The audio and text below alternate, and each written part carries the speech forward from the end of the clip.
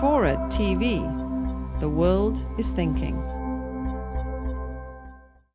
This is a portrait of Iran that I've painted in my work. And it came as a shock to the world in May of 2005 when a very conservative man, I think everyone's now familiar with his name, Mahmoud Ahmadinejad, was elected president. The question being, well, if Iran is truly this nation of very moderate and progressive young people who are secular in their outlook and want better relations with the West, how did they, or why did they elect this man who has come to be known only for his fundamentalism, his defiance of the West, his denial of the Holocaust? It didn't quite square together. So I was sent back by Time magazine to sort of explain and write about how this had all come to be. How did Iranians elect him, and what did it mean? And in the course of that, well, first I'll tell you quickly how that did come to be.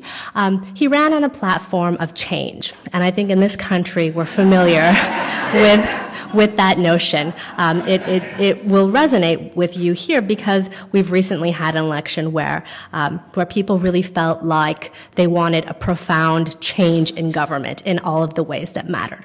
And that was the approach that Ahmadinejad very cleverly used in 2005. He promised to tackle corruption. He promised to bring the country's oil wealth to people's dinner tables. He promised to be different than all of the other establishment candidates. And people really were attracted to that. And I think that it was very clever because most of the other candidates in that election they didn't pitch themselves to people that way. They were running on the youth vote. They were sort of going with the sort of trend in politics up until that moment, which was sort of the basic understanding that young people want more freedom, and so if you want to be successful in an election, you have to appeal to young people. So the other candidates had really attractive young women passing out banners for them on the street. They had carloads of sort of hip young people running around with the sort of their names emblazoned on the back. Their campaign headquarters were sort of blasting Western music, banned Western music, I might add. And really were targeting what was felt to be the sort of demographic that was going to drive the election. Well, what had happened that this all sort of was...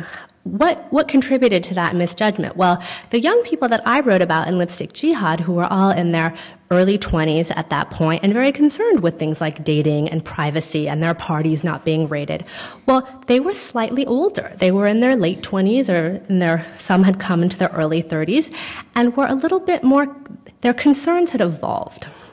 They weren't although they were still concerned about all of those things, they were at an age where they were thinking about getting married. They wanted to move out of their homes and start sort of independent lives as married people.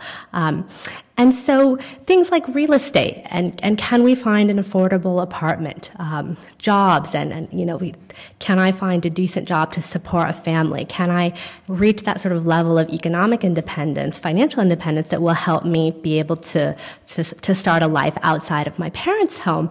These are what that sort of slightly older baby boomer generation was thinking about in that year of 2005. And so that's how, and that's what Ahmadinejad responded to. And so his victory, and this is a theme in my book, and I sort of chronicle it, was not really because Iranians at the time were feeling defiant or nationalist or wanted to defy the West, but because they were hoping that he would improve their daily lives.